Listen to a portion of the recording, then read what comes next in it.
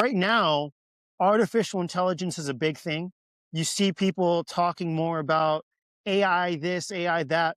There's Neuralink. And I am telling you, not through some underground research or some documentary, I am telling you directly that artificial intelligence will be implanted into the human brain.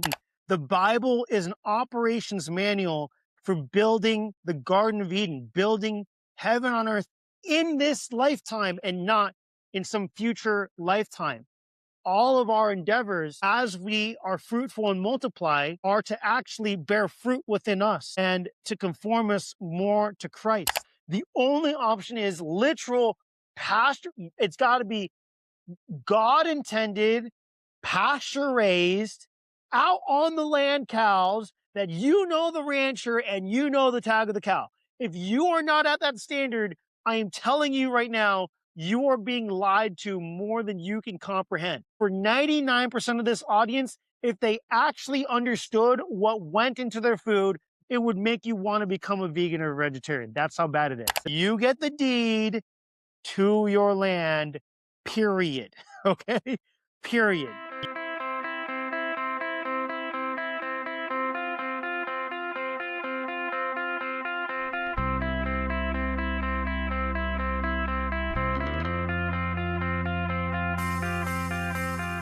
Well, hello, everybody. My name is Dan Bora. I'm your host of Make Your Life Count. Welcome to another edition. I think you'll really be in for a treat in this particular episode of Make Your Life Count. I have a special guest that I have actually not really met before. We're kind of meeting for the first time, but I think that's what makes it awesome. I have followed him. I followed his story. And I think it'll be a huge treat for everybody that's listening. And then just as a reminder to the audience, Make Your Life Count is the motto for Charity Cup, and that's why we have the sort of the overarching title for this podcast. We believe that you make your life count by investing in God and people, because those are the only things that last eternally. So we feature these type of stories, and today's story kind of fits into that scenario. It's a little bit different than our usual maybe podcast. I think that's what I love about this, that it's so unique. So without any further ado, please help us welcome the founder of Axe Decentralized Real Estate, TJ Visiodei. Did I say that right? Yes, you said it correctly. Awesome. TJ, welcome. Nice to meet you. I don't know if you're in the sunny plain somewhere or in the cold weather state. I am in the cold, so you can't really see it right now, but I'm in Tennessee. There was a winter storm out here, an ice storm out here in Tennessee. So if you look at all the trees, there's this beautiful coating of ice on all of the leaves. It looks like this almost glass encapsulating everything. It's actually pretty gorgeous out here. So I'm in Michigan, right? So this is very familiar territory, but our audience is from all over the place, really probably even overseas. So TJ, like I mentioned, you are the CEO and I believe the founder of Axe Decentralized. Could you briefly bring us into that and maybe a little bit of kind of what your resume is, what you've done throughout your life, and maybe what you do right now? Yeah. So, as you said, I am the founder and CEO of Axe Decentralized Real Estate, along with my wife, Kara Visiodei. She is the COO of Axe. And the main idea behind Axe is we are the world's first and only company that offers a fully done for you off-grid homesteading solution and experience for families that live in the suburbs and want to start their own homestead. So the way that works is that we are master planned community developers. That means that we buy large properties between 500 to 1,500 acre properties across the United States, and we're now starting even internationally. Once we acquire those properties, we divide those properties into generally 5 to 15 acre, sometimes even 30 to even 50 acre parcels of land. People buy those individual parcels of land, and we offer what we call a concierge service and concierge experience for putting everything on that land to turn that raw piece of land into your own 100% off-grid regenerative luxury family compound that grows its own food, generates its own electricity, water, and heat, and even starts producing its own income. So it's not a liability, but it's an actual asset in and of itself. The beauty of this is that there are entrepreneurial families across the United States and across the world that have always dreamed of owning land, producing their own food, and having a family compound where they can house their friends and family. However, the barrier of entry has been the amount of time, money, effort, expertise, strategy, problem solving, and honestly, just headaches that go into building and managing something like that. So, where a person would typically have to invest low end 5 to 10 million dollars and low end 5 to 10 years to build a family compound like what we're talking about, we're able to help um, entrepreneurs and business owners making $120,000 and more. We can help them build out a fully off grid regenerative family compound that grows all the food, generates all the electricity, all the water, all the heat, all the protection that they need. They can build that out in under 1 year with our systems, and they don't even need to live on the property to manage the farm or to manage the actual cabins or to manage the utilities on their family compound. Man, I looked at all your stuff online. It looks awesome, and what you just explained is absolutely awesome. That's why I ran across it. I Thank told you. a bunch of my friends, and I think they're really gonna look forward to seeing this interview with you, because I think that's really really cool. Now I wanted to Thank ask you. you. I think you have a really interesting name, Visiodei, and if I'm not Yes. mistaken, I think it has a certain meaning. So I wanted to Yes. ask you, how did you come up, into doing something like this, to pretty much spend your life doing this, like making your life count in this way? What caused you to do that? And maybe tie it, I don't know if Yeah. your name has tied. Well, well, there's so much. How long do you have, Whatever for you the got, answer to whatever you got for that? us. So let's start off with the concept of making your life count, right? This is actually really, really important. So when I was young, when I was very, very young, I always had this idea of taking my life and making it as impactful as humanly possible. This sounds very, very silly, but when I was a kid and I was 2 or 3 years old, and when I was like a toddler, I rewatched Disney's Hercules at least 100 to maybe 200 times. And the ideas from that book, from that movie, were like they really seeped into me. And there was this idea of like Hercules has special power. Hercules, he really wanted to make his name amongst the stars. And it really stuck with me for the longest time. Eventually, it essentially became my life philosophy. So again, you call it make your life count. I talk about it as something called arete. Arete is the highest and most maximal use of one's time and energy. It is reaching the highest purpose of what one can do. So each person and each thing in the world and in the natural realm and even the supernatural realm has an arete. So like an apple tree has the arete to produce as many beautiful and delicious apples as possible, right? So that is an arete. Now, a Visiodei is the vision that God had in the creation of whatever that purpose might be, that Hmm, arete of that. really? That is Wow. the architectural blueprint that exists in time and space, but only in the form of potential reality that could then come out. So that is a Visiodei. Okay, so my last name, TJ Visiodei, means Thomas Jesse, and then vision of God.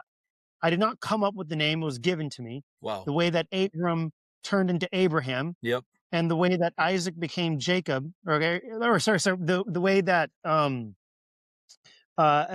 Jacob became Israel. Yep. Okay, it is a name that is given, and so Visiodei was given to me. My former name was Reeves. Okay, so it was Thomas Jesse Reeves, and that was a name that was just a government name. It was from a grandfather I never knew, and always liked the name TJ Reeves. But Visiodei was given to me by the Lord the same day that it was given to me the mission and the vision of not only my own personal life and my marriage, but also my family, and eventually what would end up becoming Access Centralized Real Estate. The idea being the realization of, hey, we live in a reality where there is a real decentralization, there's a real depopulation agenda. This depopulation agenda is quite seriously meant to trick us and allow us to accept different forms of slavery, wherein we outsource our lives and we limit the potential of our family. We were told by the Lord, be fruitful and multiply. That was the mandate, that was the Visiodei, be fruitful and multiply. But everything in this society is for us to lead fruitless lives of division rather than multiplication. We're constantly hemming ourselves in. So the Visiodei there was, you don't fight a depopulation agenda with protests and with political movements and all this other stuff. You do that by just outright just having as many children as possible. You be fruitful and you multiply. And so that idea of Visiodei was given to me as, I will help you in your life, and I'll turn your life and then your marriage and then your family and then your business into almost a form of a marketing plan for God himself. That's the Visiodei he gave me. He was like, if you can really lead a life beyond reproach, you can naturally, rather than evangelizing and chasing after people so that they then learn about the way, the truth, the light Jesus, instead, if you can lead a life that's so powerful that people go to you and they ask you, man, how are you doing that? Why are you doing that? What are these things that you're doing? Then you can lead them to Christ because they came to you of their own volition. So that term Visiodei, it references leading a life that extracts the vision of God for what is truly possible when you make your life count as much as humanly possible. And that Visiodei, it can attract other people in naturally by way of them seeing and saying, like, that's a little bit different, that's new, that's interesting, and then them opening up new avenues for questions, new avenues for possibilities, new avenues for how they can even start to understand the Lord and see things. So that's where I got my last name. Very, very cool. Very cool story. So this really, you're saying your name, it really ties to what you're doing in a, Yes. yeah, absolutely. I didn't know that, and I think that's amazing. I wanted to let you know, TJ, that one of the things that I remembered about you, I sent you an Instagram message. This was a while back, Yeah. and you sent me back a video message answering my question. And I'll tell you, that blew me away. I usually, that never happens. So I wanted to know that I really appreciated that, like that personal Thank you. touch. So Thank you.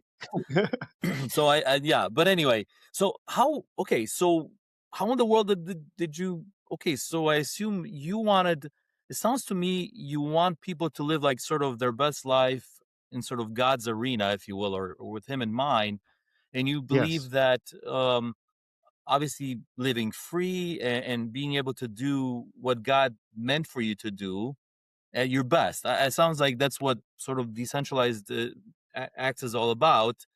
Yes.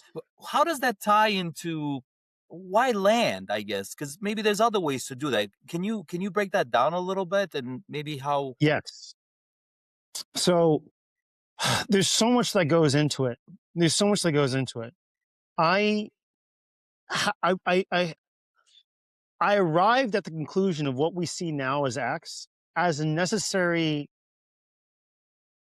movement away from what I knew was going to happen in society as far back as 10 years ago. So right now, artificial intelligence is a big thing. Right now, you see people talking more about AI this, AI that. There's Neuralink. Recently, Mr. Beast, the biggest YouTuber in the world, he featured Neuralink on his channel. That video now has 73 million views. I'd been calling that out for a few years before. I've been saying Mr. Beast is going to be talking about Neuralink, talking about all these other things. Why do I say all that? How does that tie with acts? Like, what are we talking about here? We're talking about land, and now you're talking about AI and Neuralink. Like, what's going on here? We have to go back very, very far back. So I mentioned I've known this for 10 years. but really it started even 20 years ago. I'm 32 years old now, okay?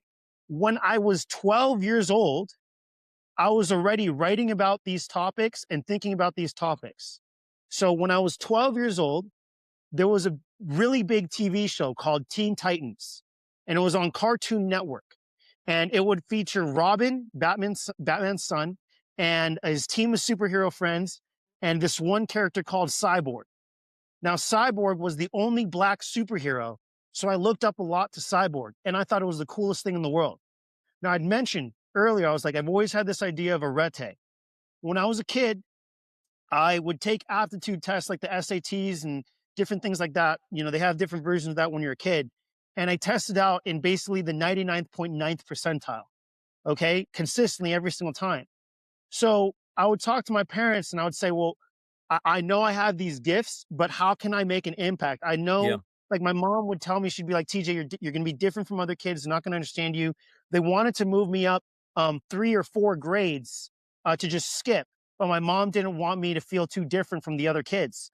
So she was like, no, I'm going to keep you with the other kids, but you're not going to really be, you're going to talk differently. You're going to sound differently. It's no one's making fun of you. It's just, you're going to see things differently. So I asked her, I said, what is the best thing I could do? And she was like, well, the most difficult thing that you could do is to become a neurosurgeon. That's brain surgeon. That's the biggest thing. So between that and cyborg, I was interested in this concept of neurosurgery, cyborg, artificial intelligence. And I determined at 12, I will go to Johns Hopkins University. I will get a degree in neuroscience and I will become a neurosurgeon. So that's at 12 years old.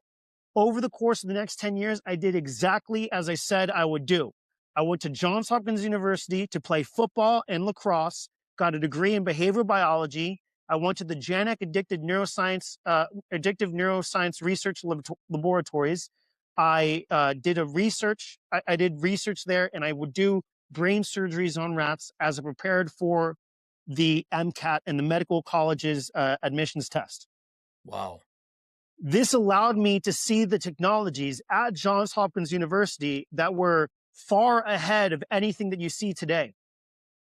And so I knew, having grown up in it and then being at Johns Hopkins University, I was well aware of the progress of artificial intelligence and the fact that artificial intelligence would be incorporated into the human mind. Right now, we only relate to it by a computer and via a cell phone. But it is getting more and more to the point that people's everyday interactions are handled through the cell phone. And I am telling you, not through some underground research or some documentary, I am telling you directly that artificial intelligence will be implanted into the human brain, where the human brain will be directed by artificial intelligence. This is not a spiritual possession. This is a very literal neuroscientific electronic firing of wires in the brain to directly influence the movements of the human body as directed by artificial intelligence. Wow. And I was the one who did that research. I personally did it with rats. I could take possession of rats and I could start them and I could stop them. I proceeded forward. I graduated from Johns Hopkins. I took the MCAT and I got a literal perfect score on the MCAT. Literal perfect score on the MCAT. Wow, that's crazy. That is a wow. Okay. Yep. And I could choose between Johns Hopkins, Harvard, or Stanford, any of them. And that is when the Lord convicted me. He convicted me and he showed me. He said, TJ, this technology is the most evil technology that mankind has ever known, to a degree that makes sci-fi movies seem tame in comparison. To the beginning of the discussion is combining, at the minimum, The Matrix, Terminator, and Minority Report at the same time. And then you start beginning to understand how devastating this technology actually is. That is how serious this is. And so I knew in my studies as well on Maslow's hierarchy of needs exactly what the mechanism of indoctrination would be. It would be that when you look at the hierarchy of needs, of what human needs are, you have basic needs, security needs, relationship needs, esteem needs, and self-actualization needs, and finally self-transcendence needs. Society would be set up wherein the basic needs are set up through rentals, and people would rent out their entire lives, and they would replace their basic needs with addictions. People would be living paycheck to paycheck, barely able to take care of their security needs.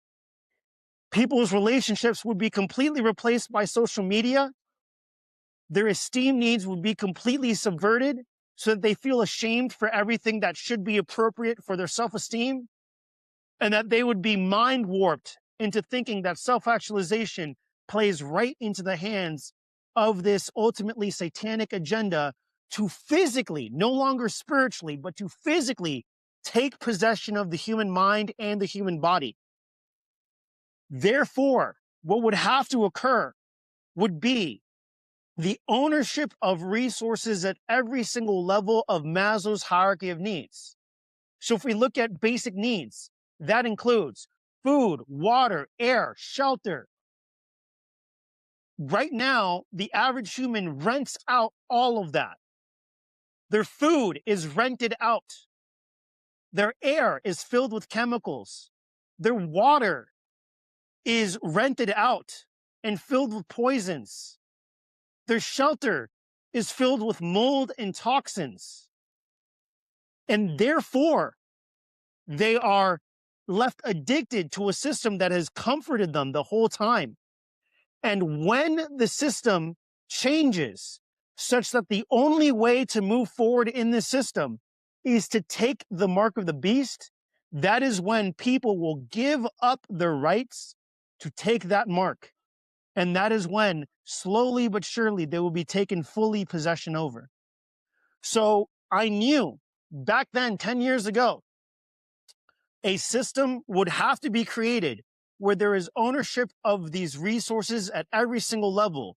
A system that allows people to take control of their food, take control of their water, take control of their air, take control of their shelter.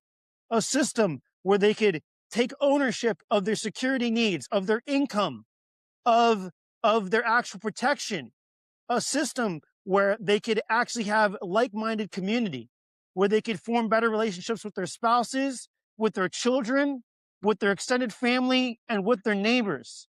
A way of teaching people so that they could actually have a better self-esteem as they take ownership, a way that engenders personal authority and autonomy, because people are so enslaved, so mentally beat down, they cannot even fathom it. And a system that allows them to make their life count, allows them to really, truly self-actualize. Until man lives in such an environmental system, they will use their own conscious will to try to do it, but it shall not be enough. And so when I look at this, I quite literally state that what we're doing at Actually Centralized Real Estate is discussed and prophesied and is part of the entire point of the Bible. That the Bible can be read with multiple perspectives that hold true.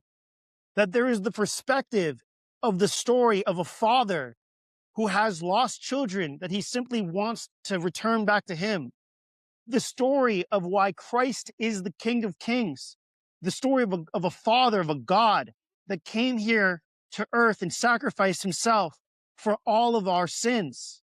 But I also see an actual operational manual for building the Garden of Eden. I say that it is not by happenstance that the first chapter, the first page of the entire Bible, Genesis 1, it opens up and it establishes the first words stated about man are, let us make man in our image after our likeness to rule over the fish of the sea, over the birds of the air, and over the livestock and over the earth. The first sentence ever said about us, after establishing that everything is made after its kind is that we were literally made to represent God here on earth and to rule. And to rule over what? To rule over the livestock and to rule over the earth. So the way everything was made after its kind, we can look at it and it would be absurd to say that a spider is sitting there going, I don't know if I can weave webs. It sounds too good to be true. It's crazy for a fish to sit there going, I don't know if I can swim. It sounds too good to be true. It's ridiculous for a bird to say, I don't know if I can fly. It sounds too good to be true. It is absurd, ridiculous, and insane that we have been so enslaved, so lied to, so beat down that we think it's too good to be true for us to live in our own Garden of Eden and to take dominion and to rule over livestock and to rule over earth. It was always the case that we could do this. We were always made to be fruitful. We were always made to multiply. But we were tricked out there in the garden by that jealous little snake, and we lost the garden. And our fathers always wanted us to go back to the garden. That's why they take so much time in Genesis 2 to establish what life is originally supposed to look like. He's always wanted that for us. But it's taken a long time due to our stiff-neckedness, due to our own hearts, our hearts of stone, and due to the fact that we've just gotten so distracted. We give up our inheritance of the kingdom of heaven here on earth. We gave it up over what? Over food, over that fruit. Then we see that Esau gives it up over a bowl of soup. We see the Israelites beg to go back to Egypt, to go back to being slaves over what? Over food. And in every one of those cases, it's because we didn't have the Holy Spirit. We didn't have that there. But Christ sacrificed himself and he gave us the Holy Spirit and he taught us how to use the Spirit. And we see in the book of Acts, the early church goings, the early imprint of what the church could look like. And so now we have the Spirit, we have the opportunity. It's been that 1,000 years. Satan got let loose for a little bit, but it's time for us to actually build heaven on earth, to build our gardens of Eden. And what's so beautiful is what the Lord sees is this fractal that goes out from the individual to the marriage, to the family, to the community, and eventually to the entire world. A true network. Us interacting and changing ourselves. Me changing and learning more and leading myself through my own sin and my own different mistakes, crying and tearing up and having my own ego flare up and my own flesh screw me over, having to fix myself, then fix my marriage, then fix my family and fix my company. So then you fix yourself up as the head of the household and as the father of your household. You fix up your marriage, you start your own family compound, and then you get connected with other people who are building their family compounds. And we have entire communities of people who have their own family compounds, who own their life, own their resources, and follow the principles laid out in the Bible. So that then it's not just you and your family, but it's you and your family and your community. And then an entire series of communities that are linked together from Texas to Florida to Tennessee to California to now we have Mexico coming up. We got Italy coming up. We got South Africa coming up. All these different nations within nations, these families, these individuals, starting with the men, then to the women, then to the children, then to these communities, all linking, sending resources to one another, working in unison, speaking in one language of the heart under the Holy Spirit, actually looking at what's going on in this world and saying, you know what, we can stand up. We can actually stand up. We don't have to take this anymore. We can actually stop renting out our lives and we can start owning our lives and we can actually do that. And that's what Acts is the vision for. It's the life that God always intended. His vision was not for us to remain slaves. His vision was not for us to only have to wait until the afterlife. Christ is the living God. He said, let the dead bury the dead. He doesn't want us to just take him in and accept him as the Lord now so that when we die, we see it. We can build it right here, right now. And that's what we're trying to build out. Yeah, man, I didn't expect that.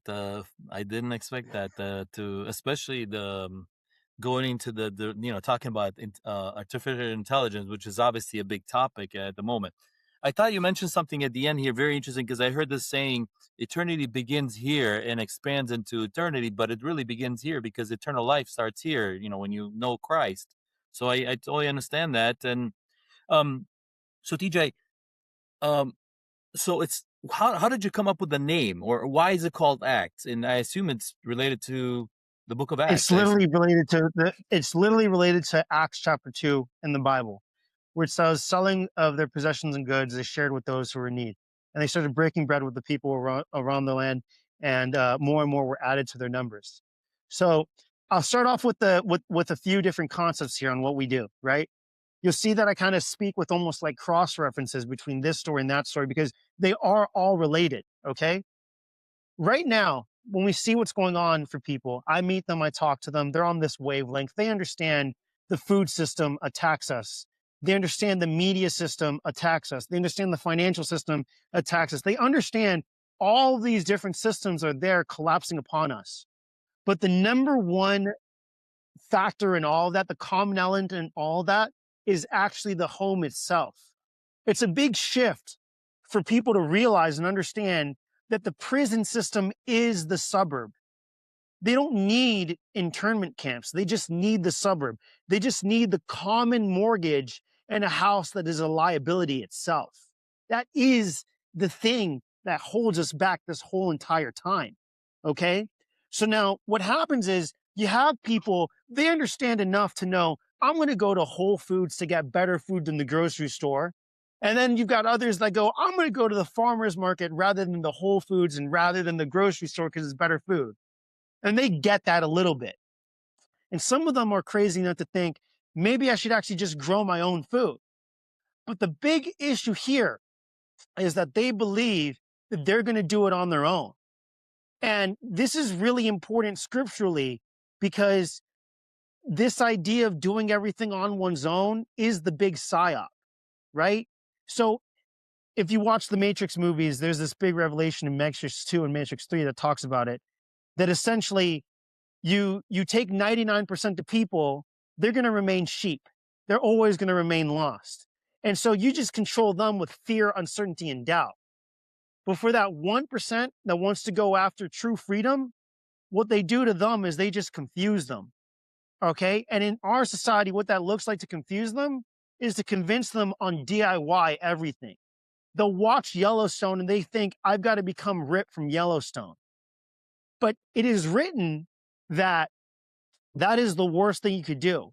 This idea of I'm going to start my own homestead and I'm going to build my own Garden of Eden through my own efforts. How do we know that?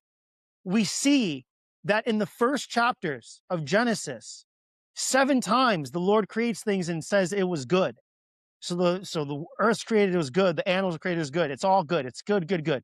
That 7 represents a number of completion, saying it was made totally and completely good.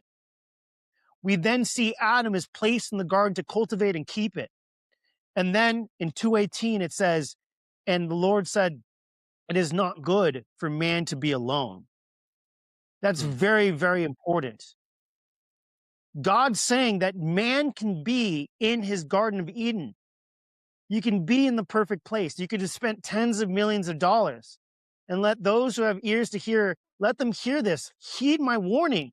You could have everything to have built out your own regenerative luxury family compound and built out the Garden of Eden itself, and it is not good for man to be alone. We fast forward a little bit and we look at this situation, and for most of us, it feels impossible. It feels like there's no way, considering that I have no skills. I have no knowledge of farming and this. It sounds too good to be true. It's impossible, right? The thing is that if you look at Genesis 11, it says that man gathered together and was speaking of one language and one mind. And so they started making bricks, and then they said, let us make a tower for our own selves and our own name. And the Lord, this is after the flood. So man's starting to recuperate after the flood, right? And so the Lord's watching the progress of man. This is important. if we can just picture this image, it's Yeah. like he wiped out the earth and now he's seeing the repopulation of earth. And I promise you this relates to Acts, and you'll see exactly how, because it's beautiful, the cross reference. So the Lord's looking down upon this, and he sends the angel of the Lord, that's Jesus. So Jesus is walking through and he sees the towers of Babylon, the Tower of Babel, and he says, and he reports it back, and he's saying, look, when they are truly, it says truly, when they speak of one language, Yep. Yep. then nothing they devise will be beyond them. Yeah. This is a good and a bad statement, because he's observing the progress of man after the flood. And he's saying, they're ready. They are mature. We can initiate the program. Okay. Now, on the bad side, they did not have the Holy Spirit leading them. They were building, and they're building towards heaven. Okay. Trying to infiltrate into heaven on their own, of their own name, or trying to bring heaven down. The Lord always wants his children to have heaven on earth. He's always wanted that. That's why we say, thy kingdom come, thy will be done on earth as it is in heaven. He's always wanted that, but not done under our own understanding. So he scrambles them and he sends them out to the other territories and the other nations with other languages. That's when, in that same chapter, we see the lineage of Abraham, and that represents the initiation of the program to find Abram, turn him into Abraham, and the actual, the very first words are, hey, I will make you a great nation. So we see something very important. Alone, it is not good. Together, nothing is impossible for us. So now we see during Genesis 11, man loses the ability to speak with one language. And that is gone throughout the Bible. Until when? Until after the death and the resurrection of Christ. Acts 1, he comes and he teaches the apostles about the friend, the advocate, the Holy Spirit that would come. Right. And in Acts 2, the Holy Spirit now comes in. At this point, man recovers the ability to speak in one language. For with the Holy Spirit, we speak in tongues. Right.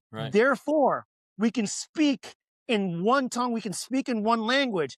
And if we can speak in one language, then nothing is impossible for us. We then see in Acts 2, the apostles make disciples of the 3,000. They go and they're baptized in the waters. And now we have 3,000 people gathered together. And it's that 3,000 who, selling of their possessions, they began to share with those in need. So I was doing a Bible study on this, and I said, hey guys, if we had 3,000 people and we look at the average Texas net worth, it's about $875,000.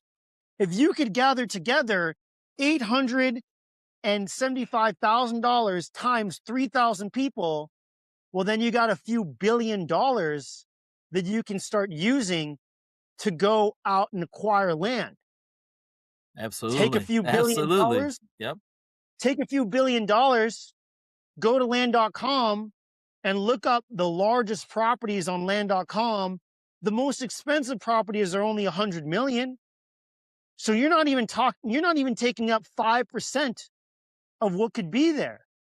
If there was a system to systematically gather thousands of individuals together to acquire land, you could buy the best land in the country. And you could buy the best land in the world. Yep. And you know what? Yep. While we're at it, we got a few hundred million. Let's just buy the best livestock and just grow the food on our own. And we could just hire the best ranch hands, and we could buy the best equipment, and we could have our own supply lines. Truly, nothing is impossible for us if we can just work with the same language, and we can work together, all through the law of large numbers. It's a mathematical fact. I don't have to refer to the Bible for a second. Just do the math, whip out a calculator. So now, what if instead of doing it as one contiguous piece of land, you buy the best of the best land in each state, each little county, here in Florida, here in Texas, here in Tennessee, in California, in Italy, in Africa, in Asia, in all these different places. Well, let's just do the math. 50 states in the United States of America, 3,000 people, that's 60 families per state. 60 families per state make them commit about $1 million, $60 million worth for infrastructure there. Buy land worth $6 million, easy. Now you still got plenty of money for every one of the families to start their own farms, commit $100,000 each. That's $6 million for infrastructure for each individual of these 50 farms across the United States of America. You still got plenty. We could buy wholesale the utilities. We could buy wholesale the wells. We could buy wholesale the solar panels. We could buy wholesale the home construction materials, the cement. We just got to coordinate the thing together. And this is how we started building out Axe. Make a little bit more sense now? No, absolutely. Dude, you are an amazing storyteller. I don't know how you brought it Thank you. like from Genesis all the way to present. TJ, I want to tell you something that you obviously wouldn't know about me, but back in the day when I was even growing up, I had some business partners, and one of the wishes was to build a compound essentially, and all my friends were like making fun of me because, yeah, right, Yeah. we're gonna live in a They made cul-de-sac. fun of Noah. They Sorry. made fun of Noah. They made fun of Noah.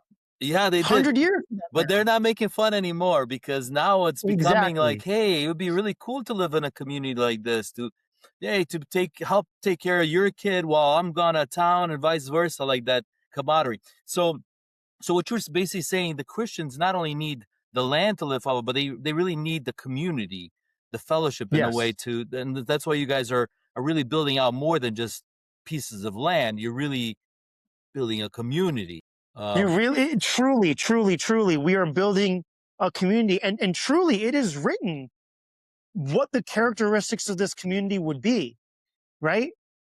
Now, I want to make it super clear. There is no official religious requirement to join us at Acts. right, right, There is none. right, No one will ask you when you're applying to buy land with us. Nobody's going to say, "Are you a Jew? Are you a Muslim? Are you Baptist? Are you Catholic?" No one's going to ask you.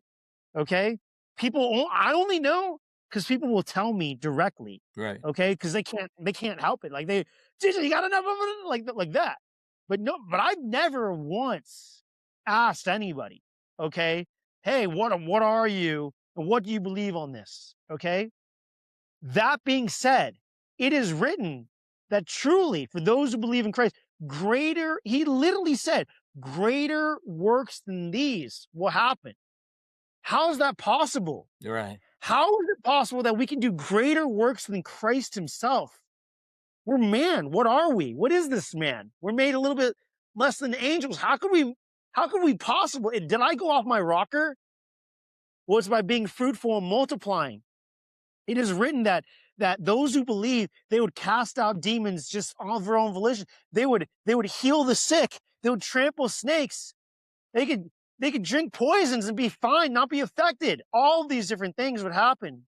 And so the vision for these communities is that by the very nature of us speaking one language with one heartbeat, acting out of love, may it be known that the fruits of the Spirit are love, joy, peace, kindness, goodness, patience, faithfulness, gentleness, and self-control. Okay? And that love is it's a very patient love. It's an enduring love. When you gather people together whose primary motivation is not mammon and not even control, but is out of love for their family, love for their fellow man, that want to be fruitful and productive and provide abundance to others, then I'm not exaggerating. At a quantum level, you are changing reality itself so that literal miracles happen when you have those people together.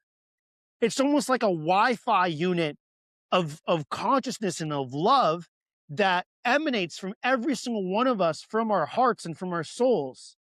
And I might be powerful, you might be powerful, but together, when you gather those groups of individuals together, it multiplies the signal and disrupts and jams the systems that occur from these Satanists, allowing us to perform massive miracles.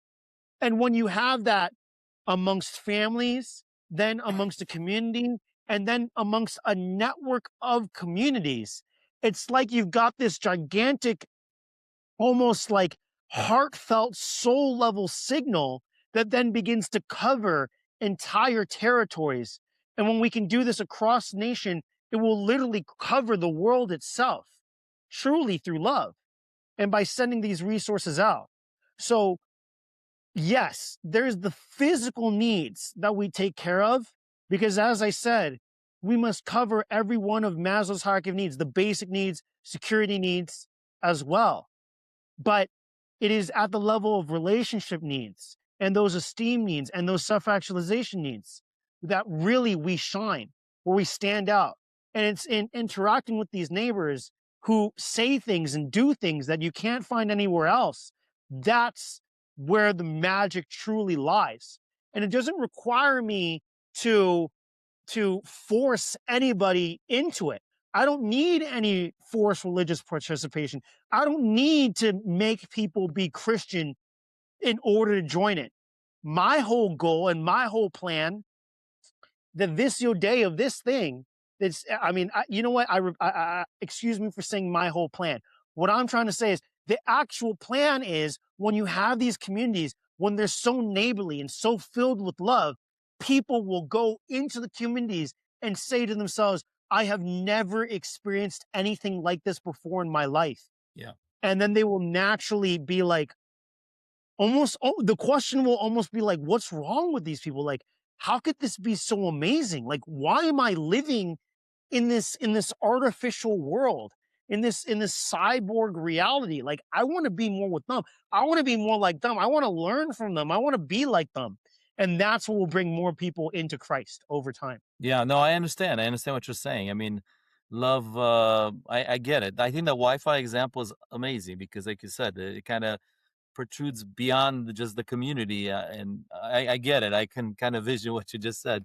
So, TJ, so it sounds like basically from a like just nitty gritty approach, you have these lands that are spread out through. Sounds like in the world now, Yes. and so if I bought a lot in your community, um, essentially my neighbors are kind of like-minded. And Yes. can you tell me a little bit more? Is there like a community center? Because I was looking through your Yes. website. There is. It sounds to me like you guys are not only offering a piece of land, but now saying, hey, we can actually build a house for you.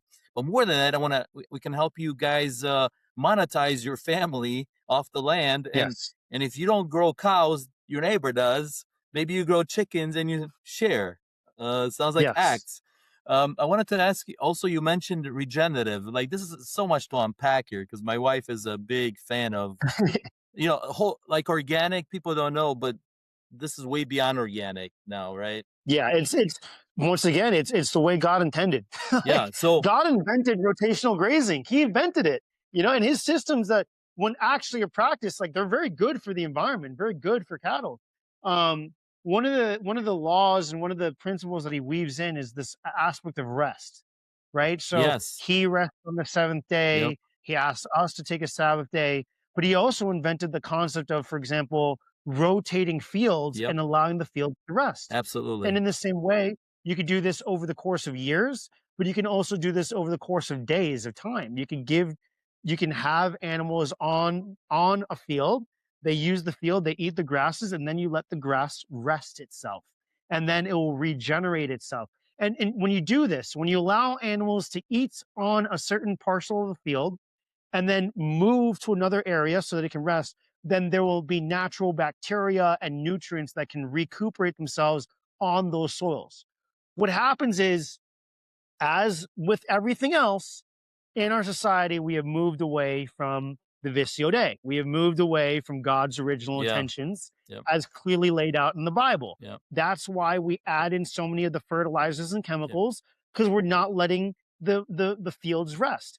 It would be no different from a man who refuses to sleep for the next week and refuses to take a Sabbath day And therefore, he's taking a ton of drugs and amphetamines and all sorts of other uppers in order to keep himself awake.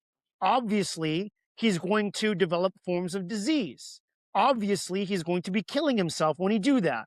Well, that's exactly what we're doing with animals. That's exactly what we're doing with the land as it currently stands.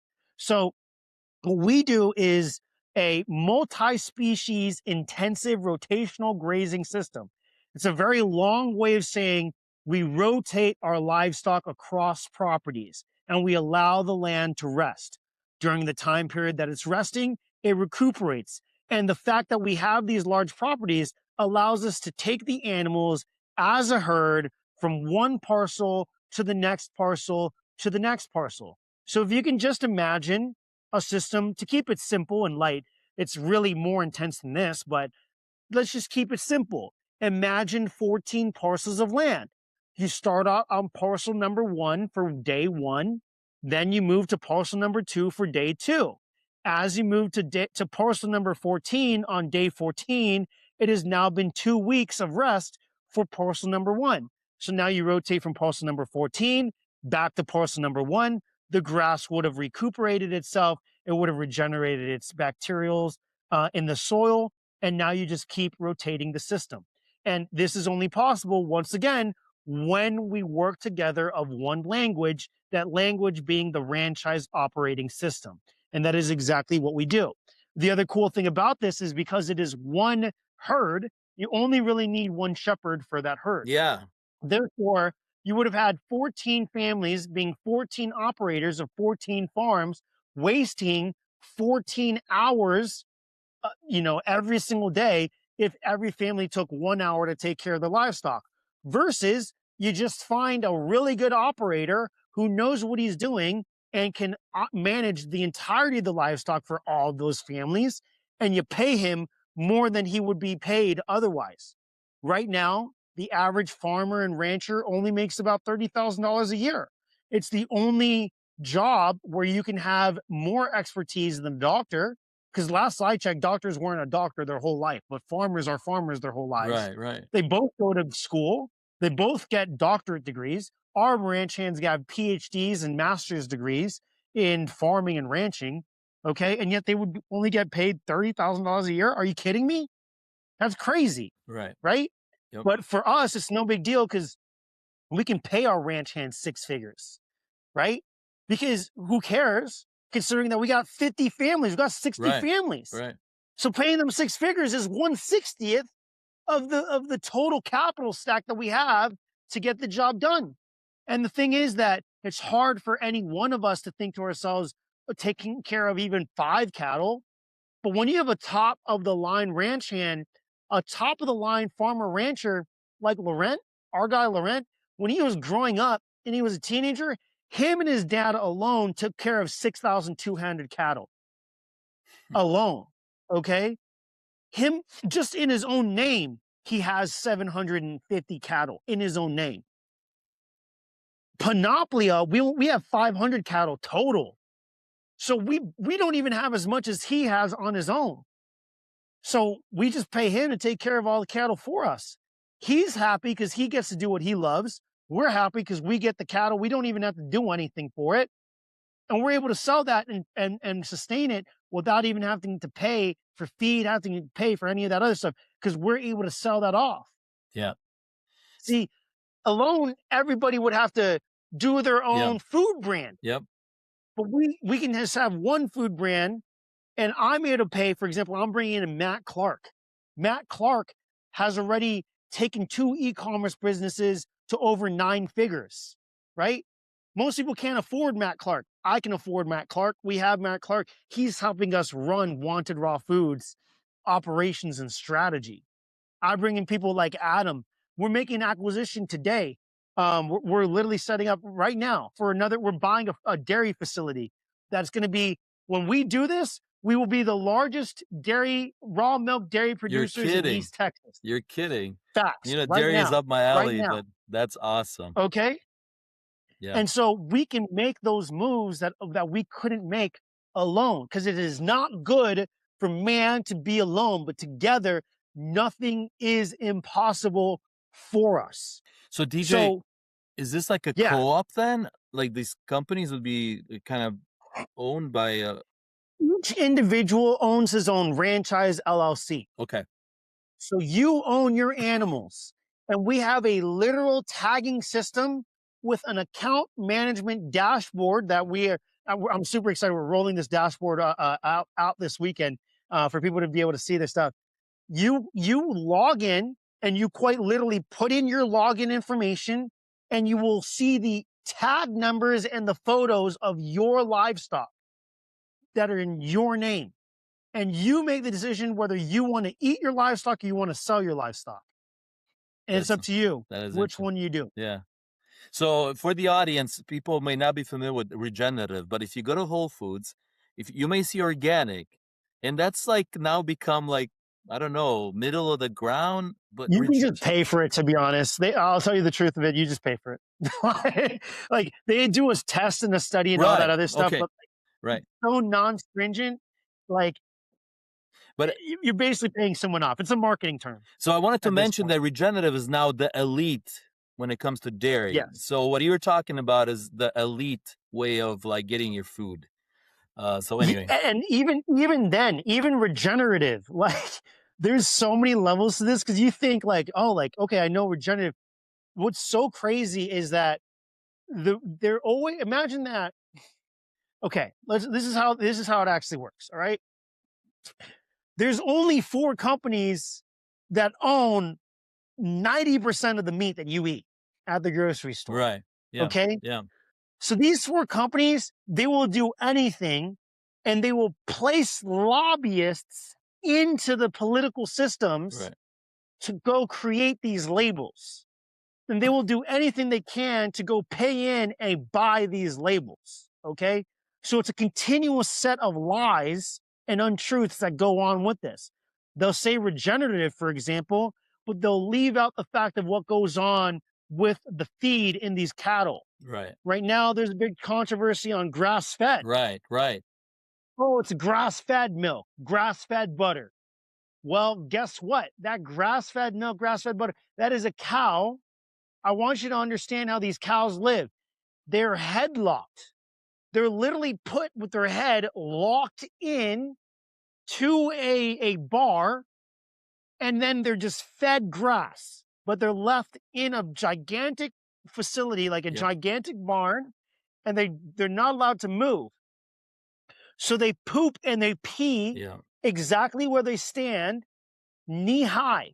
So they just stand around in their poop and their pee pee, okay, eating grass, and they'll tell you it's regenerative grass fed beef. So they're not roaming around essentially. They're No, just in one place, which kind of what you're explaining is the how. grass is grown regeneratively. Right. Right. Okay. Got it. That's how Yeah. bad it is. What you're That's what doing. I mean by Yep. eh, that's what I mean by it's straight up like the number of lives. The only option is literal pasture. It's got to be God intended, pasture raised, out on the land cows that you know the rancher and you know the tag of the cow. If you are not at that standard, I am telling you right now, you are being lied to more than you can comprehend. For 99% of this audience, if they actually understood what went into their food, they would throw up. right. I'm not even a vegan. I'm not a vegetarian. It would make you want to become a vegan or a vegetarian. That's how bad it Yeah. is. No, we're finding that out. I'm telling you, the audience that probably are going to listen to this, they're familiar with the fact that they grew up in Romania, many of them, and went to the countryside where that's how they grew their cows on a pasture. Yeah. Manure was the only thing they used. So this is resonating probably with a lot of people, Yeah. especially with my wife. I'll tell you that right now because she's doing a lot of research. So I know a lot of this Love because it. of her. But I wanted to ask you, Yeah. so if I'm buying a property, Mhm. can you tell me what I'm buying? Sort of tiers of different things. Can you explain that? Uh, Yes. So we have different. We're in unprecedented territory in how we do this stuff, right? So we've had to have created a whole new language operating system to even like describe it, right? mm-hmm. It is a very natural and logical progression. I promise you that. Very, very, very natural and logical. So you can derive on your own exactly how it is that we build stuff up. So let's just think about it this way. Okay, so question number one. Obviously, we're going to need our own land, right? Like, duh, like we need to have our own land. Right, Like, right. that's what it starts with. Like, we need to just That's the have our own land. basic. Okay, cool.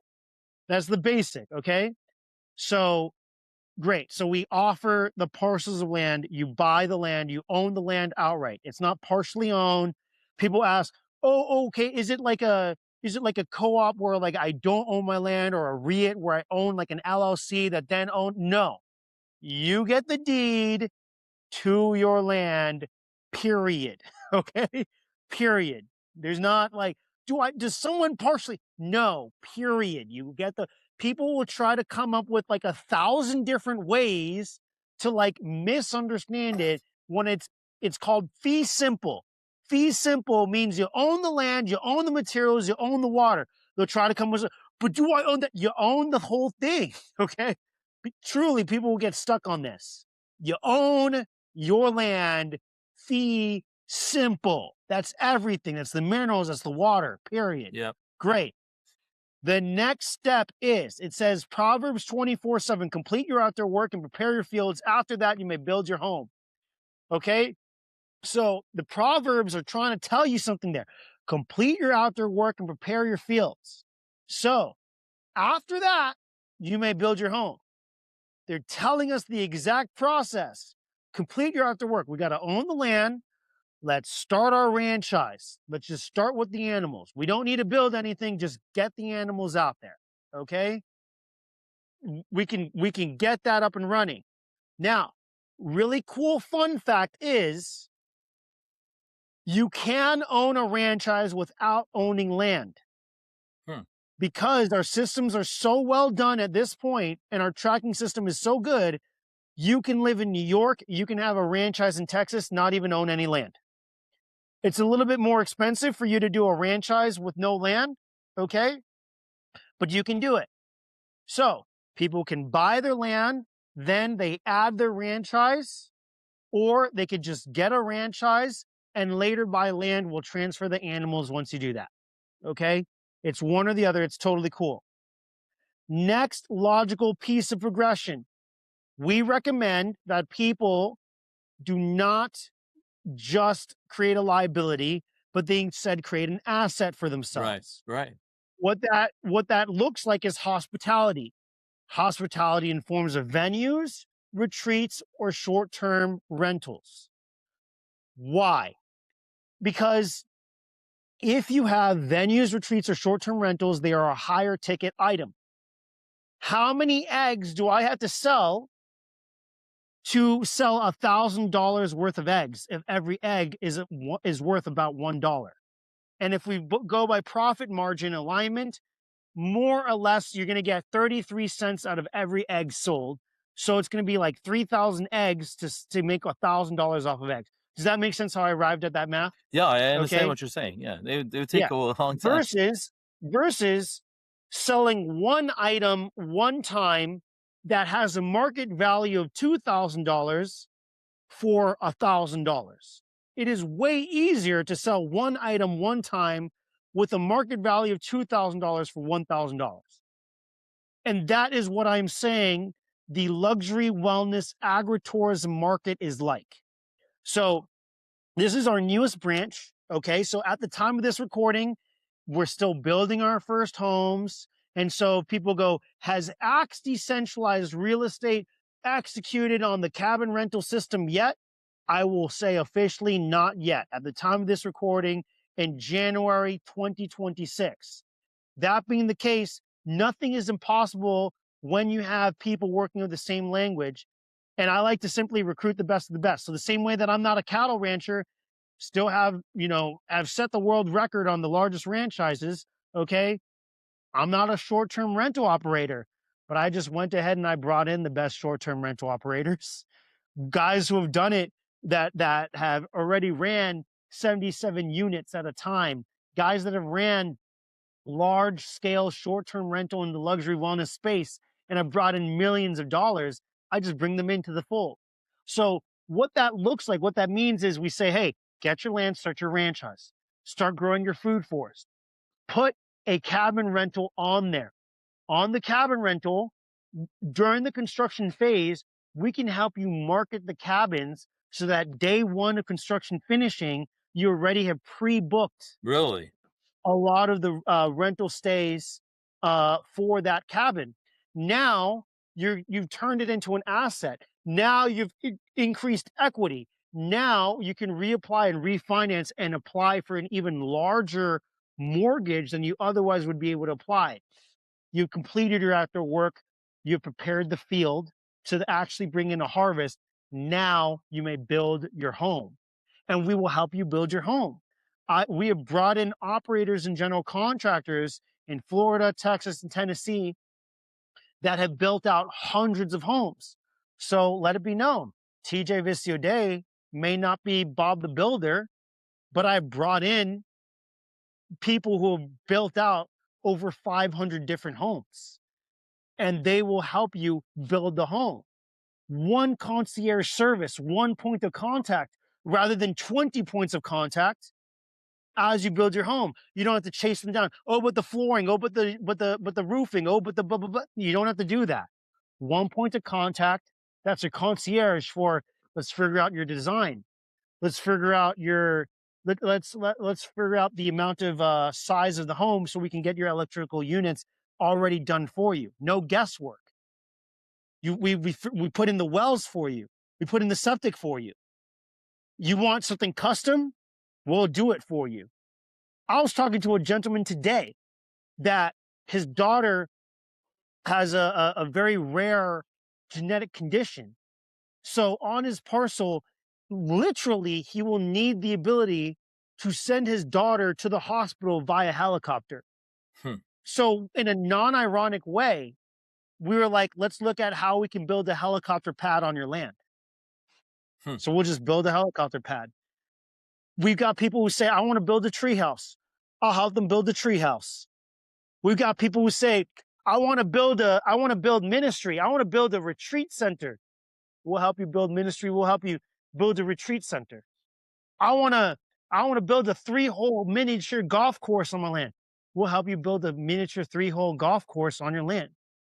So on the low end, to have the stack of land plus a ranchise plus a home plus the off-grid utility system, the low end is going to be $850 to $895,000.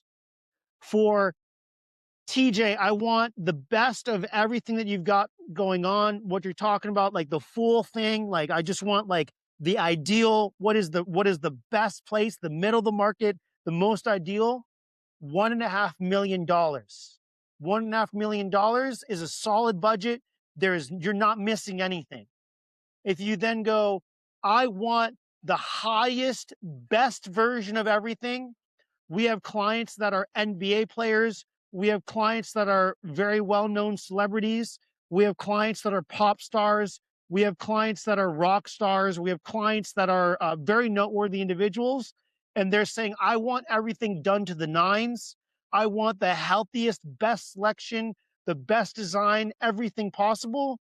Then you're looking at $2.5 million and up for a house that can house 10 people and additional dwelling units to go along with that, as well as ranchise and food forests. So I kind of give that as tiers for people when they ask me Yeah, those types of yeah. questions. No, and actually, that was kind of what I was going to ask you next, so people get an idea. So I want to ask you a question that I personally have, and I think one that the audience may Yeah. have. You mentioned that there might be some dwellings that you can rent out. Is this Yes. on, like, you can put this on your property along with your house, Yes. Yes. or it has to be separate, or I guess, yeah. You put it on your house. You put it like on your property. Okay. You've got 5, 10, 15 acres of land. There's so much. People underestimate how big 10 acres of land actually is. Okay. So 10 acres of land, if you are listening to this and you're wondering like, how big is that? Go to a local park with 7 soccer fields and that's 10 acres. Yeah, absolutely. So DJ, so that was the other question. A typical. So you're saying there's ranges of sizes. Can you tell us what that Yes. is as far as land that you can buy? It depends. So you can buy as many parcels as you want. And some properties will have 5-acre parcels as like the Lego block.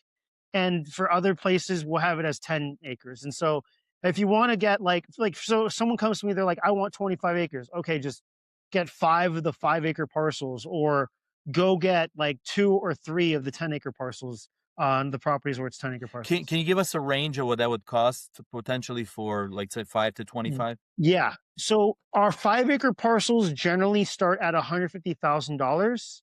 And for ones with nicer amenities, they might be 180, even $200,000. Why would you be like, well, it's got nicer amenities or nicer things like a lake or a specific hill, or it might be a certain type of view that's a very unique view. Okay. Or in Panoplia, it's averaging around 200 to $225,000. And then ones with the lake, we're talking about not small lakes, we're talking about low end 2 million gallons to upwards of 10 million gallons Mm, on these lakes that are there. You can own outright the lake yourself. You can literally be the only owner of it. That's where something might be a more premium parcel that goes up to about $300,000. So generally speaking, between 150 to $300,000 is your general price point for it, and right around that 200,000 to $225,000 price point, that's a parcel of land. okay. And then the other thing is, I assume the packages you mentioned, sort of starting at 850 to 2 million. That's pretty much the franchise, the house, not necessarily the. I assume the rent. Everything. Is there rental units in any of those that you One discussed? and a half million, you can have a rental. Okay, and so you're saying that's totally good. You can have people come stay or whatever, have a Yeah. dwelling. Okay, are these is this restricted land, or is it, I don't know what's the word for it, very unrestricted? Is I there don't. an HOA, or are there I is it guess, restricted to yeah. usage and stuff? I guess that would be a So question. we strategically choose locations where there's as minimal permitting and legal regulations as possible, especially compared to cities. It's just nothing like anybody who lives in the city. It's just not the same. It's comparing apples and oranges, the rules and regulations in our areas compared to what you're used to in the city. It's just massively different. Okay. It's so different that it's kind of mind-boggling for people how free it truly is, what you can build, okay? Like in Texas, when I say there's like no building permits, it's not an exaggeration. There's no building permits. Like you just do whatever you want. Like you And just build. over here where you guys are at, because probably, Yeah. yeah, Yeah. So then in other areas, it might be a little bit less. Like, for example, we're going to be opening California. It's less than what you would find in the city. And again, it's not comparable to what you find in the city. It's very minimal. It's more just like, here's my floor plan, here's what I want to do, and that's it. Then that's so the state and local regulations are more stringent than our actual regulations. For people to find out about our deed restrictions, you can go to our website and we have a button that says deed restrictions. You download the deed restrictions, you can read them. And on top of that, I have a 2 hour video I saw that. as the CEO reading the fine print of our deed restrictions out loud, point for point, Yeah. giving multiple examples of image and video of what it looks like. And I found many people, honestly, they will actually tell me that the deed restrictions video is our best sales video. And it's not like like I have never, I mean, I'm not trying to toot my own horn here, but like I have never seen, first off, any CEO, like imagine if Mark Zuckerberg sat there And reading the the Facebook fine print. terms and Yep. conditions in a YouTube format and explained it to you. That's never happened. But the fact that people are watching it and they're literally like sitting there going, yes, like cheering, like they're cheering Yep. when they read the contract. That's what it's like. I We saw I do that saw for that. every. I thought that was genius. I saw that and I was like, "Wow, why isn't nobody doing this?" Because yeah, it's very, very transparent. I mean, I thought that was great. And plus, a lot of people don't even Thank you. understand it. So you're giving examples and helping people understand the lawyer talk or whatever. So Yeah. TJ, another question that I have. So first of all, please let us know what properties are available, if you would. And then number two, I want to know. Yes. So if I want to buy a piece of land right now, is there a road there right now? Like I could actually drive through, or is there like just Yeah, you can raw? go. Yeah, you can go. So you can come out. I mean, I'm out here in Tennessee because I'm meeting out with some new families to go buy land here in Tennessee. But like Little G Ranch, I mean, well, Little G's ranch is sold out. So you can't really buy into Little G. Little We G's do in have Little Texas, G. right? Yeah, it's in Texas. So Little G's in Texas. It's right between Dallas and Houston. Um, Quite seriously, if you go to a map and you just point your finger on the map between Dallas and Houston, where your finger would land is where Little G is. Like Mm-hmm. if you knowing nothing, like you just Yep. like that, that's it. That's Yep. exactly where it's at.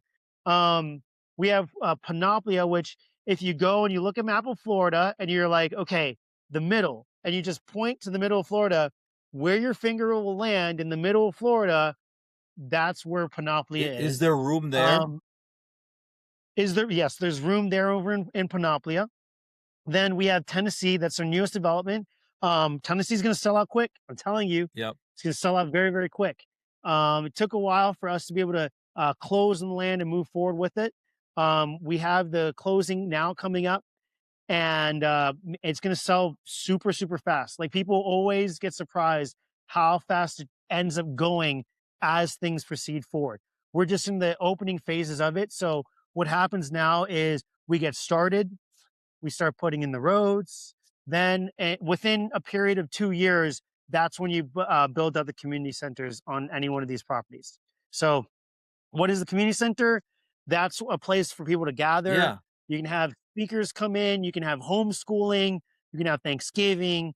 You can have barbecues. You can have like So fun family events there. you're saying this is pre-built by you guys and like the community can use, or Yeah, exactly. So the community can use the community center and just go and enjoy it and just wow. go and hang out. Like it's just go enjoy it. I So don't know how else to put it. so like Like it's fellowship. simple as that. Wow, I think that's Yeah, awesome. I exactly. thought I saw it in your Yeah. video, but I'm like, okay, wow. I didn't know it was like that infrastructure would be there. That's that so you guys are taking Yeah. part of the So it just land. takes Yeah, it just takes time to start building that stuff out. So usually about 2 years, and so we're proceeding forward. So we're really excited for the Little G build out. We're really excited for the Panoply build out, for that to get started, and eventually we're going to have that over in Tennessee. So it'll take about another 2 years for the community center to roll out in Tennessee. Okay. As that gets in, the roads very easy for us to cut the roads in. We do gravel. We don't use asphalt.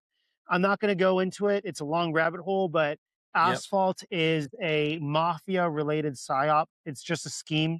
Asphalt's not actually a better road. But yeah, we build that out and Yep. everybody's got access to their parcels. So Nobody's landlocked or anything. so right now it sounds like Tennessee's available, Florida, and then California. And is there anything else in We the have U.S.? we're eyeing down California, and I can't say all the places that we're going to go to. I can't say the exact locations of them, but I can say Hawaii is on its way. Georgia's on its way, Montana's on its way, Idaho's on its way, Mexico's on the way, Italy's on the way, Virginia's on the way. We are looking into Canada. We're looking into Alberta. And really, truly, we want to get to every state in the United States of America. Is And Carolinas on as the far as horizon at all? The Carolinas? Carolinas, we found that Georgia was better than the Carolinas. So that's why we're accelerating Georgia ahead of the Carolinas. Gotcha. Okay. And Yeah. then DJ, so right now it sounds like if somebody wants to buy in right now, it would be Florida and Tennessee, and pretty much do it Yes. quick. In Florida, I believe. Yeah. Can you tell me how? I was curious because I was telling my wife about this. How far is it from the Yeah. beach? Actually, some other friends are asking From the us beach, you can get to the beach in probably like an hour and a half, 2 hours, depending on which beach you want to get to. which beach, You right? can Okay, in Panoplia, it's literally in the middle, so you can get to Tampa, you can get to Orlando, you can get to West Palm, you can get to Miami. that's what I thought. That's what I was kind of telling them. I know where that's at. It's I Yeah, believe Lake Placid is close by, or yeah, something like that. Okay, yeah. and then Tennessee, where is that? So Tennessee is in Middle Tennessee. So when I say that, it is you have this corridor, like so you look at Tennessee, so you have Nashville. And then if you just go south of Nashville, it's about an Okay. hour, 15 minutes south of Nashville. Cool. Very cool. Very cool. Yeah. Man, that is awesome. I think that kind of pretty much. So it sounds like, just to recoup, sounds like the land's varying price depending on how big of a size you want to get. Yeah. Can I ask you this, on the property? Is there any restrictions if I want to have like an in-law? I don't know, like two homes on it, or is that? You can literally build as many homes as you want. That's crazy. All right, that's it. I'm calling you right after this. I hope everybody else You hears can you it. can seriously build it like one like if you came to me and let's say you had the money for it, but you were like, I want to build 10 homes on my property, you can build 10 homes on your property. That We is, won't care. so I'm telling you, you're gonna have a huge influx of Romanians coming down to. Please, So please, there's actually please. quite a few in Florida already. There's quite a few That's cool. in Tennessee, and I think there's this awakening happening that we want to, like, people want to live more free, and not only that, but Yes. get away from the suburbs and sort of live with these principles that we talked about here. So I want to, as we wrap up, I always ask this question. I want to know, Yeah. if you were to talk to your younger self or anybody starting out, how would you, to make your life count, what would you have to say to them? What would be your advice to them? So, um, if I were to go back in time and I were to talk to myself, the one thing that I wish I understood that I understand now is truly this: the Bible is an operations manual for your upward development. If you want to truly make your life count, you understand that the parables and the stories of the Bible, those are real people, those are real stories. Take those seriously. But understand that when you place them together, okay, you create this amalgamation. So it's for me as a leader, I've learned it in building up acts. Oh, I'm a little bit like an Adam. I'm a little bit like a Joseph. I'm a little bit like a Moses. I'm a little bit like an Abraham. I'm a little bit like an Elijah. I'm a little bit like a Peter. I'm a little bit like a Jesus. All of these things. And it's not just me. I'm saying you are that too.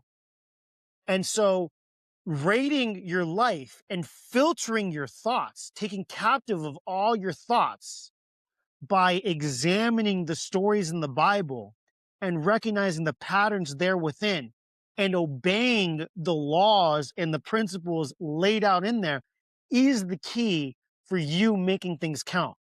Rather than you thinking that you have to do everything yourself, go to Mark chapter 4, verse 27.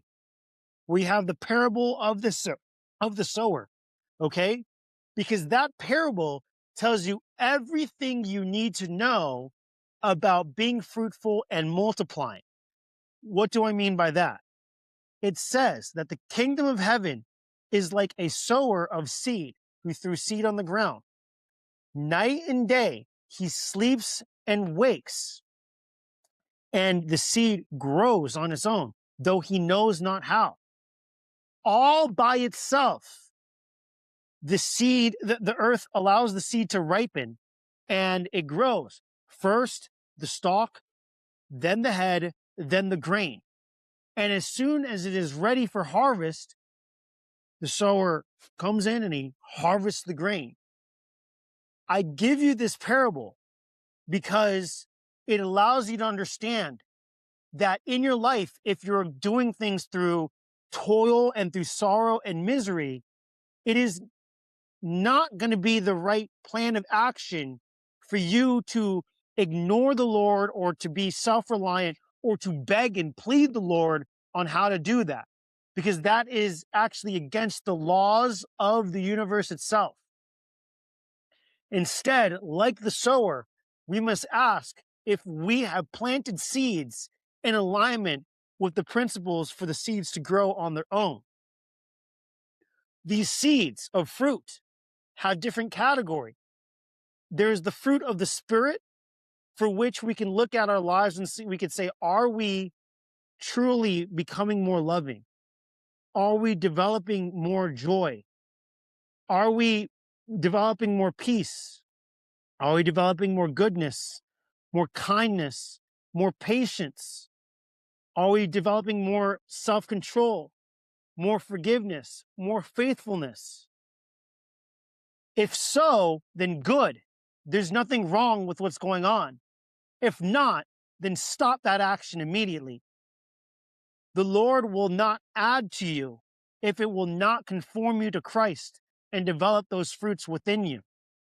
Therefore, all things are there to conform you to Christ in all things, even the worst situations. You can ask, does this situation, when I come through it, will it make me more patient? Then good. Will it make me more peaceful? Will it make me more of a joyful person? Will it make me more, do I have to develop more self control? Then wow, maybe this hard situation was a good thing for me and I needed it. Then we can ask ourselves, there's fruit of the loins. This is our family. Are we playing it small and trying to limit the number of children, the number of grandchildren, or are we playing it big and having as much as possible there? There's fruit of our labor.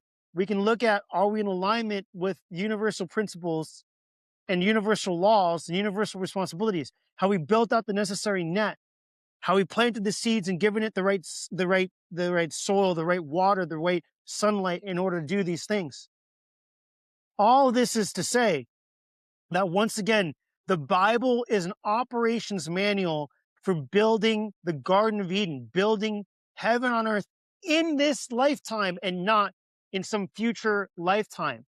All of our endeavors, as we are fruitful and multiply, are to actually bear fruit within us and to conform us more to Christ. So I wish I would have known this much younger, because it would have made me not have to worry as much and not have to be as angry and as sad and as frustrated. But instead, if by looking at the heroes of old, I could have understood the patterns that were there, I wouldn't freak out as much. I would know that the persecution that I currently face is part of the game.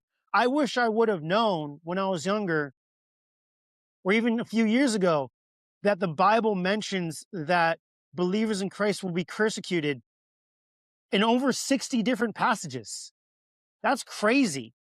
I wish I would have understood that it's part and parcel, that the enemy will simply sow weeds amongst your grain in the night, and there's nothing to do about it.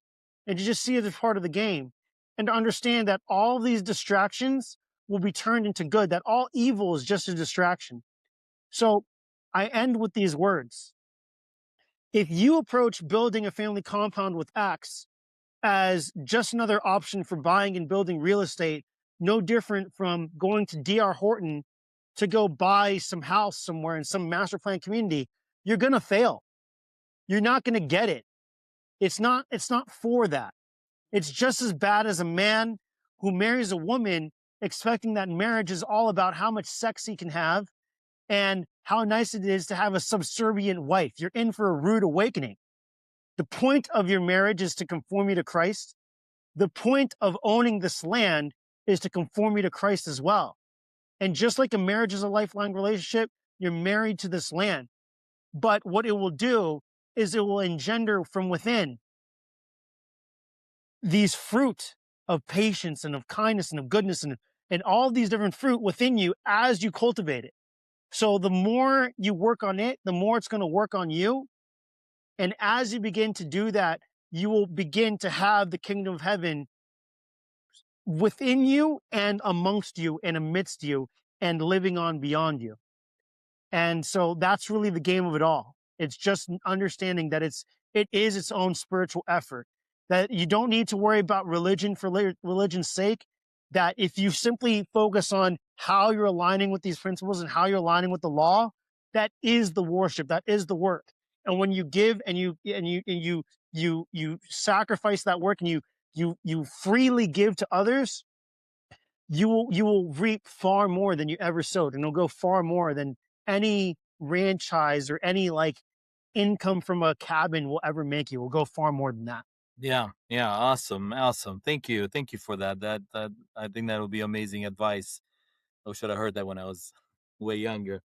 DJ, how do these guys get a hold of you? How do we get a hold of you if they do want to buy a land with you Yeah, guys? definitely go to axdreal.com. Go to axdreal.com. Follow us on Instagram at axdreal. Go to YouTube at axdreal. You can watch our videos on YouTube.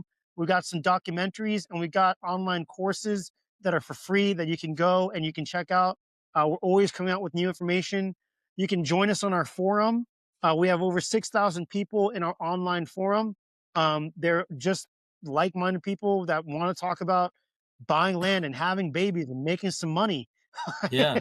and dedicating it all to the Lord. So Yeah. if you want to find 6,000 other people who want to have more babies, make more money, and dedicate their lives to the Lord, then come join us. So we'll put the links below, and so people can reach Yeah. those. The forum, is that on Facebook, or where would they get that It's on, forum? you just go to our website and you just click join Okay, forum, got it. and Okay, that's it. so the website. So we'll put it all in the description here. If I may, Yep. one last thing before we kind of wrap this up. I Please. have this thing called perspectives, and it's basically a set of words that I ask to every Yeah. guest, and it's just meant like 3 seconds. The first thing that comes to mind when you hear this topic. That's all. And Yeah. if you can just I go through got it. you. And I do this with every guest. So it's not a got Yeah. you question. So the first thing I got you. is the worst one is called politics. What do you think about politics? They're a distraction. Distraction. Very good. What do you think about an economy? What are your thoughts that come to mind? The currency of the kingdom of heaven is far stronger than the currency of the standard economy. So rather than just storing stuff in terms of just keeping, right now, too many people are keeping their money and they're holding on to it too tight. When you do things, you can store the ultimate non-inflationary currency is actually in heaven, and you can use heaven as your bank account. So when you give to others, you're actually storing stuff in a bank account in heaven, and it will be multiplied and given back to you with far greater interest than anything that you can ever get on any return from earthly ROI. That's what this podcast is about. So thank you. That's an awesome description. What do you think about wealth? Kind of ties a little bit. To be off grid is the highest form of wealth, and it's not even close. So people associate off grid with people who slum it and Bear Grylls and like eating caterpillars. I actually say off grid wealth because if you look at it, what wealth is it's a calculated ratio. So you have your resources available to you, and then you have the consumption of your resources. We can describe someone as wealthier the longer it is that they have the store of resources divided by their consumptive rate. So a man who can only do that for like 2 weeks, he's obviously not wealthy. If it's I can stop everything and for 10 years I'm good, that's wealthy. If it's over the next few generations, that is the wealthiest. You're right. So if we just switch from mammon economy to heaven's economy and rely on the Lord, we can have our own animals, we can have our own food, we can have our own water, we can have our own sunlight, we can have our own electricity, right? And we can pass it down for generations. That's why I say that to be off grid is the highest form of wealth. Awesome. Awesome, man. That's an awesome, a complete answer. What do you think about truth? It's the way it's the only way out of this prison cell. People are they actively ignore the truth. And so the number one enemy on this stuff, people come to me and they study and they ask, I'm sorry, but no other way to put it, stupid questions about our systems. They get lost on like the most nonsensical things. And they don't understand that the biggest enemy is not the system. We figured out the systems. We figured out the technologies a long time ago. None of this stuff needed to be invented. Okay. Ranchising was figured out by Joseph. Technically, Joseph was a ranchise, Right. right? For Right. the Pharaoh, Yeah. right? The Yeah. same thing. We figured this out for thousands of years. The biggest thing is the human ego. And the human ego exists. People make all sorts of stuff about it. This is what the ego is. The ego is the resistance that you feel to reality. It is the resistance to change when faced with reality. So what happens is people, because of their ego, would rather blind themselves to reality, blind themselves from truth to protect their own ego. But the only way to actually get to a place of freedom is by operating within reality. And the only way you can operate within the realm of reality is by observing the truth. Jesus came down and he showed us the actual way, a way to live. We can rate our lives by the life of Jesus. We were then given the Holy Spirit as a form of a compass to convict us on our walk, to help us point ourselves back to the way of Jesus. So we can ask in our lives, in our shoes, what is the way that Christ would walk in our specific situation. And the Holy Spirit is the only orientation device, the only chance that we have to orient ourselves back to the way that Christ would truly live. And it is not for it's not for the sake of it that he was giving parables about wealth and about farming. It's because he was truly saying, hey, the kingdom of heaven is like a farmer. We are decentralized farmers that manage our wealth very, very well. But people need to understand that truth and they need to actually live by that truth. And that's the thing about it. It is not enough to say, I believe something is true because I just haphazardly be it. To actually believe in the truth is to stake your life upon it. That is actual belief in truth. And so if you are not able to stake your life upon the truth, then just say it's an opinion. It's not the truth. You have to actually go all in on it. And if you're not, and you will only know that until you're tested.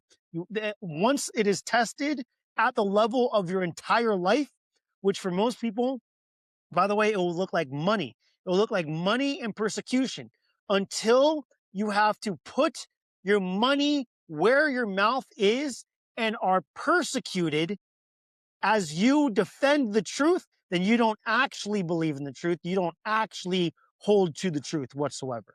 Very cool. Thank you for that. Now, this is switching a little bit toppings. What do you think about dating? What are your thoughts on dating for the younger crowd that's here?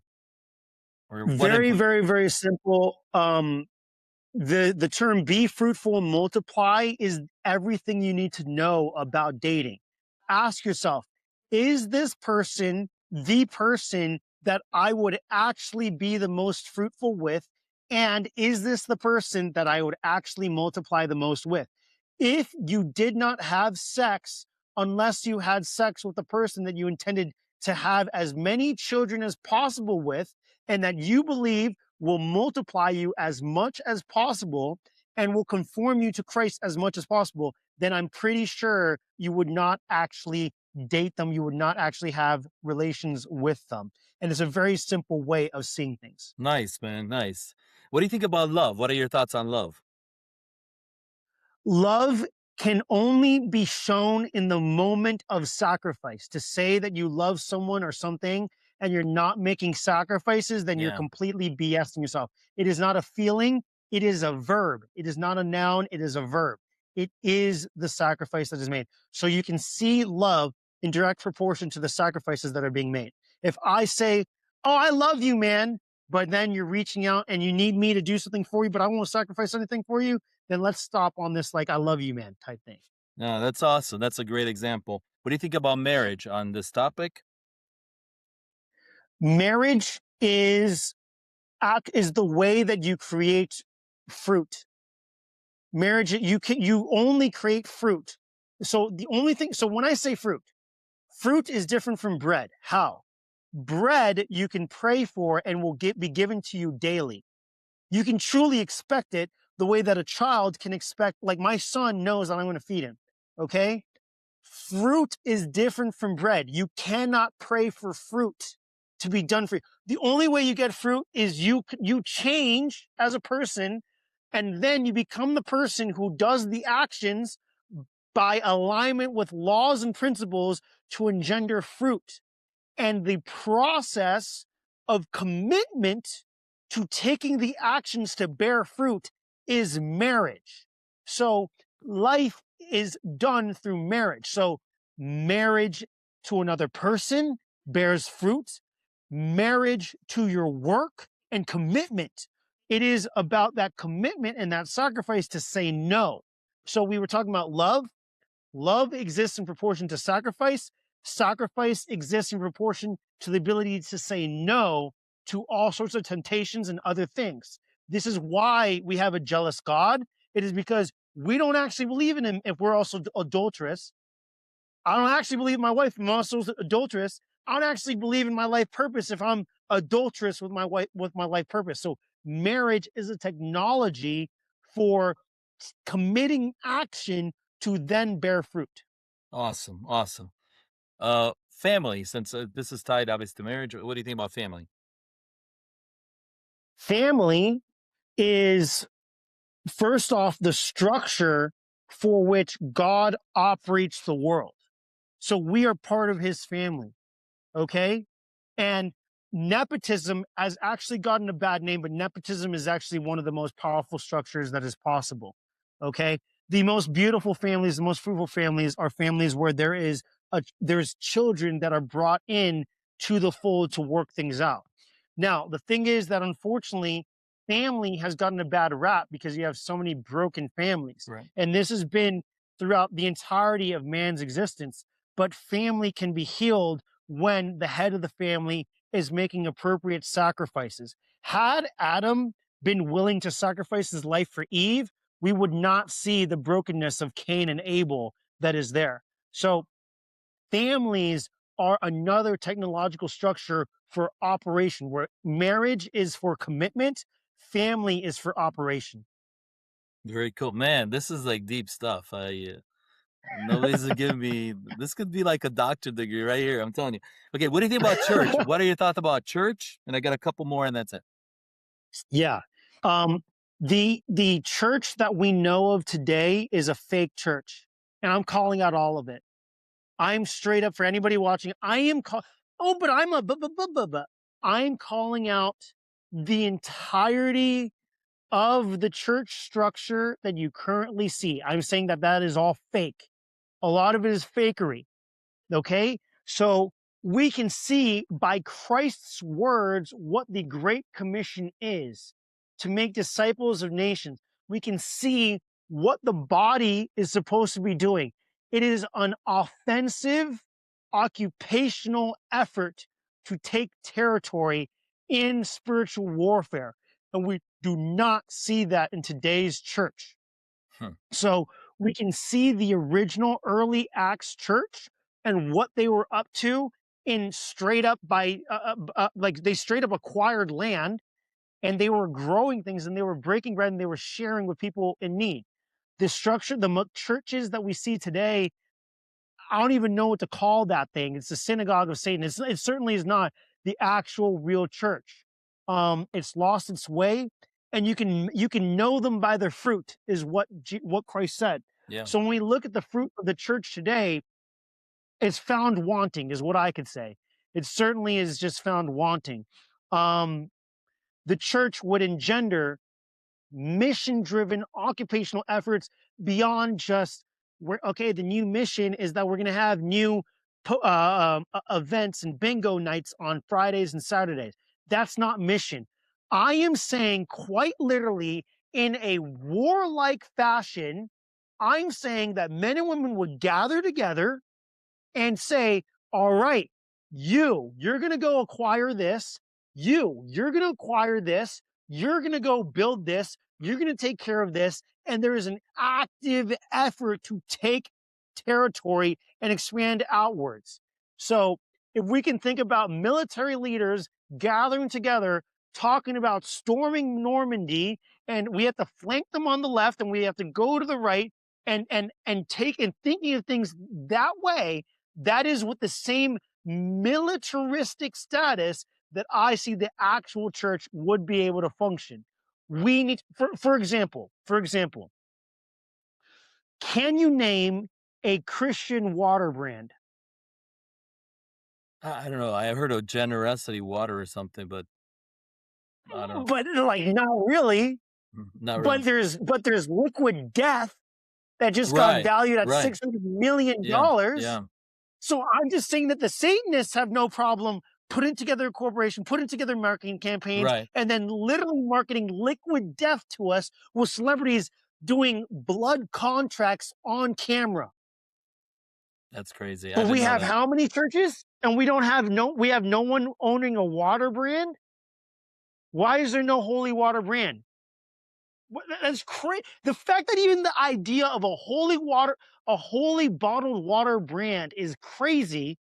That shows how weak the church is. The fact that we don't have churches actively healing the sick, and I want to be super clear. I am straight up saying, pointing a finger and saying, you shall be healed, and healing people on site.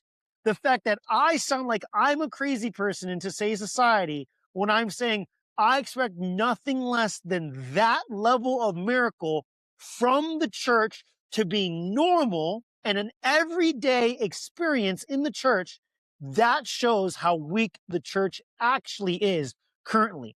So the church is the body of Christ. It is the wife to Christ as the head. Okay. And when I see what's been going on and I see our operations, it is said that the kingdom of heaven is like the master went away. We're supposed to be doing our work, preparing our way, and it's just not been appropriately prepared. So the church is not people going to a place on Sundays. The church is men and women actively studying on their own, actively developing relationship on their own, and helping each other out during that. It doesn't have to be on a given day at a given facility. Right. You could be wherever you're at. I could be wherever I'm at. But it could be like, hey, it could be, hey, brother, I'm really struggling with this fast. I've been really struggling with my weight. It could be the church is other men going and being like, I've been really struggling with porn. I've been really struggling with the sugar addiction or with stress. You know, things have been really hard at home with the marriage, right? Trainings, real true trainings to handle the spiritual warfare. And not from a judgmental manner, but from a manner where it's more like a real practical help and accountability that exists. That's what it's more like. Got it. Very good. Very good. Thank you, brother. What do you think about purpose? And then I one last one. We'll see the last one. Purpose is the only reason we're here. I don't even believe in flat earth or sphere earth. I see that we literally exist in a realm for which there is a spiritual war. And in that war, it is a war of philosophies and a war of adherence to laws and principles. Your purpose is the number one weapon in that whole thing, your Visiodei, Hmm. right? So it is a war between the Lord and these little g false gods that people, based on their purpose, make sacrifices for. And so the demonstration of impact on your purpose by way of the sacrifices and offerings that you have made is what wins and loses this war. So, me building Acts to 380,000 followers with no money on ads to acquire lands away from investment funds that have millions, if not billions of dollars with just my wife and I and 4 kids is a demonstration of the sacrifices and the focus that I have and the dedication, the power of the Lord. It is quite easily comparable to the Olympics. People don't even understand that the Olympics are a gigantic pagan ritual as people represent nations, which therefore represent territories and principalities of little g false gods and demons. So I'd be like, yeah, like I'm running the race for Team America to win a gold medal for Team America to therefore show that America is more powerful than other nations. Paul tells us to run our race as an athlete, but for Christ himself. And so when I can run my race and I can stack wins and stack that purpose, then I am demonstrating the power of the Lord when I have the least compared to the most. That's why we see, for example, Gideon, when he's about to go to war, the Lord says, you got 30,000 men. That's too many men. He says, let's whittle it down to 300 men. And then he goes out and wins the war. It's in Yep. the same way that we go out, we buy land. I don't have an investment fund. I don't have that type of money. I don't have those types of connections. I'm not part of the Illuminati. And yet I got 2,500 acres to my name. Like that's a very powerful thing, right? And it's all through the demonstration of the Lord. So it's a lot like being a sponsored athlete, and you have to have that purpose, and that purpose has to be dedicated fully and wholly as much as possible to the Lord. Man, awesome, awesome. Last one, grand finale. What do you think about Okay. Jesus? Jesus is the ultimate run through. He is always speaking to us. He is our coach. Okay. He is the one. He is the logos. Okay. So that word logos, we don't really have it in English. It's the word, but it's far more than word. It's the reasoning, the logic, the design. It is the intention, the purpose, the intentionality. It is the rule set by which we have everything. Okay, so Jesus is the logos. Okay, so there's logos in the fact that there's the gravitational laws, right? There's logos in electrodynamic theory. There is logos in everything that actually exists. It is the actual laws and the strategies and alignment. Now, if we compare it to a video game, you have a video game designer who architected and created the entire video game. And there's his intentionality as he created the game. That's logos, right? As I'm creating that game, right? Now, video game designer creates the video game and then enters into the game to show the perfect run through of the entire video game. Hmm. That is Christ, right? I play Forza Motorsport, and there's a perfect run through of what it might look like to make it through a racetrack. You can't possibly beat that race on Forza Motorsport. Now, here's the thing. Why did he do that? He did that, number one, for us and to sacrifice for our sins and to atone for our sins. But he is also demonstrating what is possible for us. A teacher teaches for his students to even do more than him, which sounds almost impossible until we realize again that we were given by way of his sacrifice to wash us of our sin, allowed us to be able to have our bodies as a temple. And so that now that we're washed, we can have that which is holy reside in us, despite our flesh otherwise being dirty and being unclean. So we can have the Holy Spirit there residing in us. And with the Holy Spirit and with faith, we can tell mountains to move and they will move. My point being that the Holy Spirit is an operational interface. It is a he. It is a personal. It is part of the Trinity. He's the God. He is part of the Godhead, but he is the interface. He says he does not speak on his own, but he says what he's listening to. So you need the Holy Spirit to interact with Jesus and to listen to Jesus. The church does not emphasize the Holy Spirit enough. Truly does not. But the Holy Spirit is how we do it. Nobody questions this. Nobody questions this when we're talking about ChatGPT. If I'm like, hey, dude, I need to look up how to, I see people being like, how should I create my social media? Let me lay out my next 30 days of social media through ChatGPT. Click, click, click, click, click. And they do that, right? Yep. But they won't just pause and be like, let me ask the Holy Spirit how I should do my social media for the next 30 days. And through the Holy Spirit, we can be guided to ask the right questions. We can listen. We can literally listen to the words of Christ. We can listen to the word. We can have the word pop out to us.